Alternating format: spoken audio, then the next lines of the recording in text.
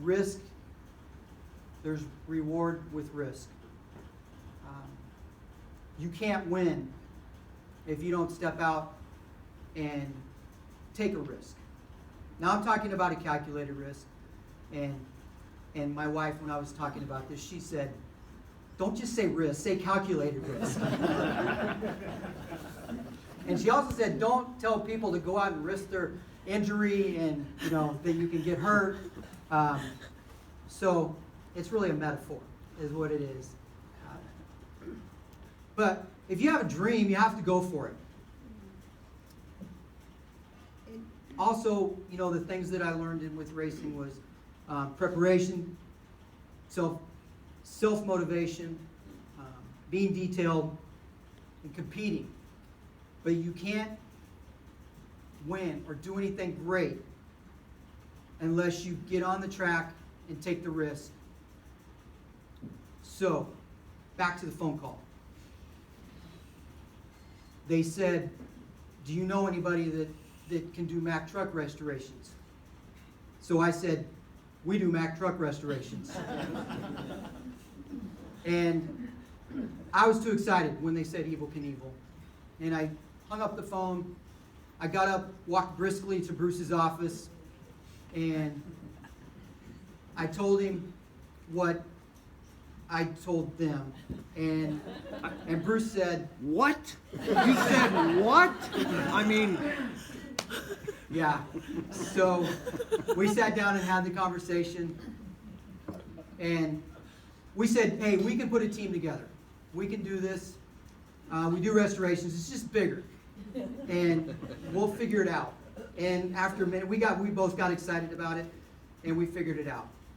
So we made arrangements to get the truck here from New Jersey, where it would be stored.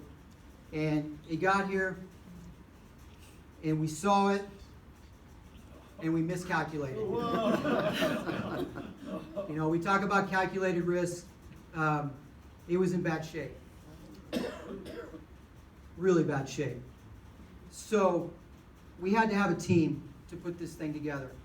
And the team consisted of Todd Williams, who a lot of you may know. He just retired as a fireman here in Topeka, and he does Model A restorations. Chuck Stover in the middle. He owns Kansas Powertrain in North Topeka, and he's a longtime Mack mechanic.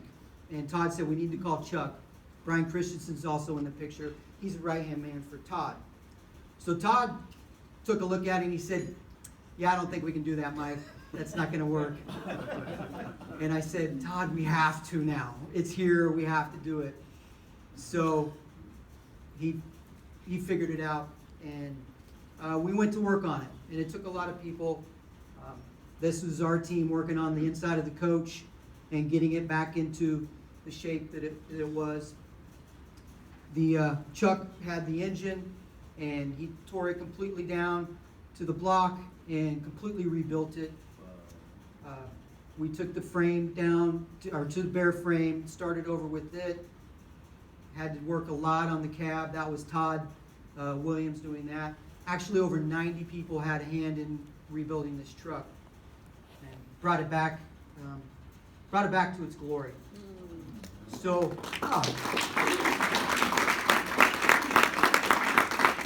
it was a huge team effort. So when Lathan actually hired us to do this, and as we got to know him through the process, it was a 2-year process to do this. The idea for the truck was to do a rolling tour around the country, and we were going to take the truck and put as many of the items as we could in it, and they were figuring out space, and they wanted to get in working order. Well, we got it done, and there were 2 problems with that. I had a major problem with it because it was too nice, and we didn't want it to go out on the road and just get completely beat up, and that would have just, after all the work we put into it, would have just been heartbreaking.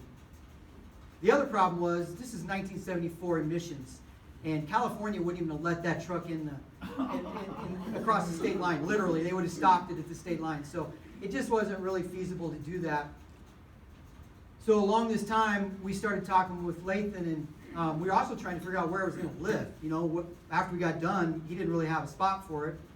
So we said, well, why don't we just build a building here and we'll just put it in that. Thought that was a good idea. And then the idea just occurred, we should just build an Evel Knievel museum right here in Topeka and leave it all here. And I said it about like that to Lathan, and he said, okay. So that's all the negotiations it took. Like to say it was a lot more than that. But the negotiations that were needed was with the Knievel family, because they had always wanted a museum, and Evel had always wanted a museum. He had tried 4 times to have one, just never really got it done. And their vision for their museum was not Topeka, Kansas. So it took a lot of convincing why, being right here in the middle of the country, and we said our city's going to wrap their arms around it, and they ended up doing that, which was great. Our state has even stepped up, the tourism people, and helped finance some of this. So we said we're just big enough that this is a big deal for our city, but we're also not too big that it's going to get lost. And they went with us. After they saw the truck done, I think they started to see some credibility with us, and they went for it. So a lot of people ask me if I was, a big Evel Knievel fan, and I think this picture probably tells you the story. Thanks, Mom, for that gift, by the way. So this was back in my younger years, and also this was Hutchinson at the State Fair in 1971. And if you can look up, right up in the top of the grandstands, you'll see myself, my sister Jelaine, and Mom and Dad sitting up there watching Evel Knievel's performance that day. So I think that had a pretty big impact on me as well. My mom just recently found this, and I didn't remember it, but this was an autobiography that I had done in my grade school years. I'll read it to you here. It says, I played baseball at Kinbury for 5 years. For 5 years now. I like to ride motorcycles, swim, and play football. When I grow up, I'd like to be an airplane pilot, or a motorcycle racer, or a dealer. Up to today, that's my autobiography. So, fun little story there, and I didn't remember it. But what this really means is, Kathy and Jackson, I'll be starting airplane pilot school next week. You don't think so? No, probably not. I'm kidding. The other most asked question we have is, why Topeka? So I've kind of told you why. Because we did it. When we answer that, it's all we can say is just we did it. But there was found a deeper reason, and it was this lady, Ivona Logan, who walked into our office one day, and I think Amanda brought her back to me, and she told me, I heard you're opening an Evel Knievel museum, so I went to Walgreens and had this picture blown up of my mom and Evel Knievel together, so you can put it in your museum. And I said, that's sweet. And I was kind of thinking, how am I going to do this? Or where am I going to put this in the museum? But I asked her, why is your mom and Evel together? And she said, well, they were family friends. She went on to tell me a story of her family. And her brother was named George. This is Olive Hupp that's in the picture here. George, they were from Osage County area. And what George would do in his teenage years would steal his uncle and his dad's car, which his dad, I believe, was the milkman and his uncle was the newspaper man. And they would steal the car and run the gravel roads at night. And then one night he rolled the car, got in a bunch of trouble, so they sent him off to military school. George came back from military school to Topeka, where Olive was now living. He didn't have a job. He was a shoe shiner. So George was walking around town and came across Meinholt's Machine Shop, Shorty Meinholt's Machine Shop, which is still in North Topeka. This is in the 1930s. he asked Shorty if he could get a job. Shorty said, I don't have any jobs, but I work on race cars at night, and you can come help me work on race cars. Well, he did, and as luck would have it, they ended up at a race, and the driver didn't show up, so they put George in the car, and George won. George became a great race car driver, and actually became even nationally known.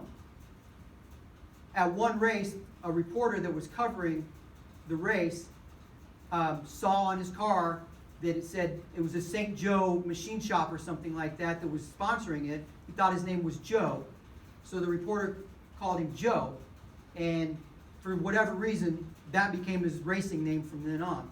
His name was Joey Chitwood.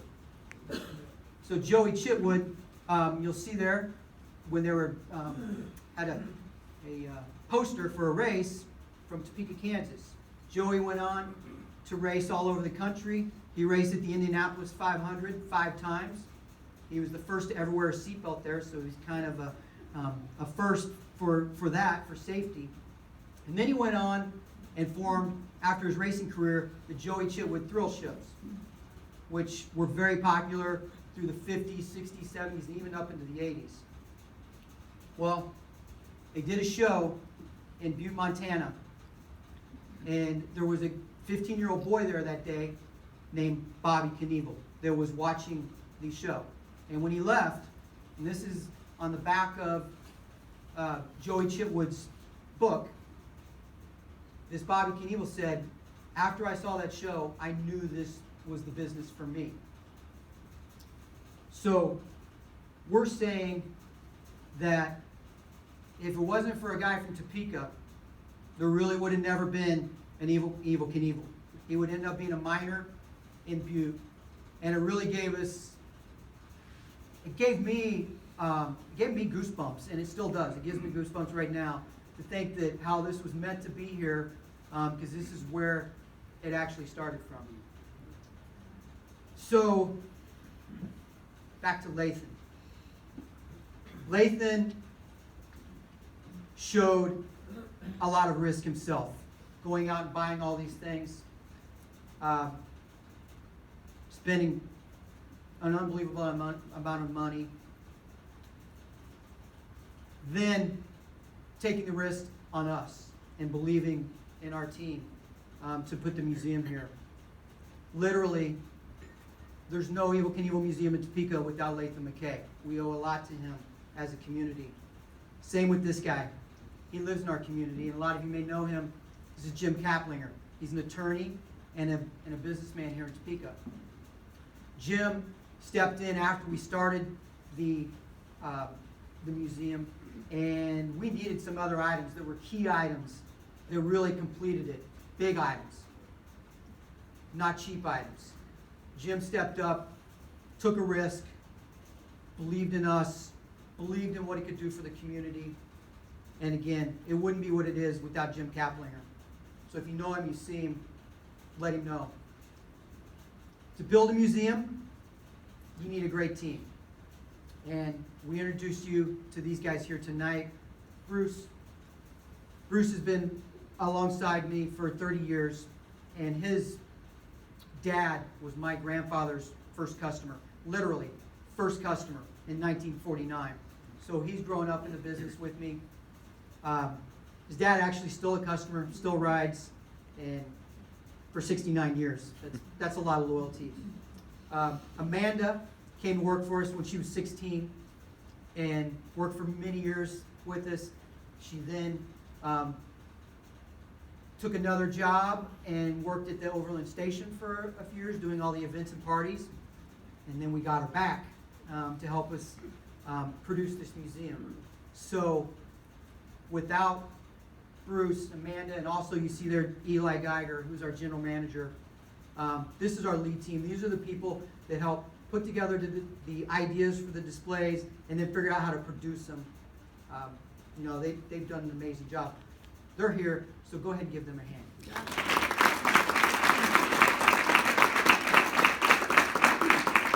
So this is the rest of the team, and these are the people that built the museum. A lot of people ask us who we hired to bring in and do it. It was our team. Once the construction guys got out of the way, it was our crew that jumped in and started building displays, utilizing all the talents inside our dealership, from carpenters, metal workers, fabricating. Our technicians stepped in. I counted over there one day, there was 13 historic Harley-Davidson employees working on the museum. So we didn't know how to do it to build a museum, so we learned along the way, and it was project after project, just figuring it out, how to do it. And I think, the results we're very proud of. What it turned out to be. Huge team effort. The Mack truck now has a good home. It's not going to get beat up out on the road. And if you've been in there with the spotlights on it, it looks awesome. The Sky Cycle from Snake River is in there. His bikes, his leathers, the timeline of his career, the movie theater showing his feature films, the interactive jump. I know a lot of you have done the jump, where you can put on the VR goggles and jump over 15 police cars. Topeka City police cars, by the way, because we did the jump right here in Topeka downtown. So everybody that comes to the museum and the thousands of people that have done that jump get to jump in downtown Topeka with the backdrop of the Capitol. And we staged that intentionally so that we would be showing off our assets downtown. The Broken Bones display, where you can move around and look at his broken bones and look at the jumps to see how he did it, and just some of the other fun displays in there. This is from the grand opening, and 20 of Evil's family, crew, and friends, his close friends, came from all parts of the country, from Rhode Island to Los Angeles, for that event. And many of them were emotional. It was kind of a reunion, and some had never met, actually. It was an epic weekend. They were very happy. Family was in tears most of the time, and it was gratifying for our team that they were happy with it and proud of the results. So when we built the museum or started thinking about it, it was really about our dealership. I mean, we thought this would be the perfect thing to promote our dealership and bring people in. What we quickly realized as we started into this project was this is more about our community. It's bigger than us. It's something that we can have here and be proud of and bring people to Topeka to see it. So you see the percentages there. 43% are out of state, 39% Kansas, 18% Topeka. It's actually down for the out of state from what we had been tracking through the first of the year. But there's a really good reason why it's down. We haven't had any less out of state people. We've just had more in-town people going because we're doing a lot of meetings and parties and events, and we're seeing large groups of people come through. So if you'd like to do a meeting or party and event, it's really fun. We had 175 people there this weekend for an event, and see Amanda, and it's a great experience for an event.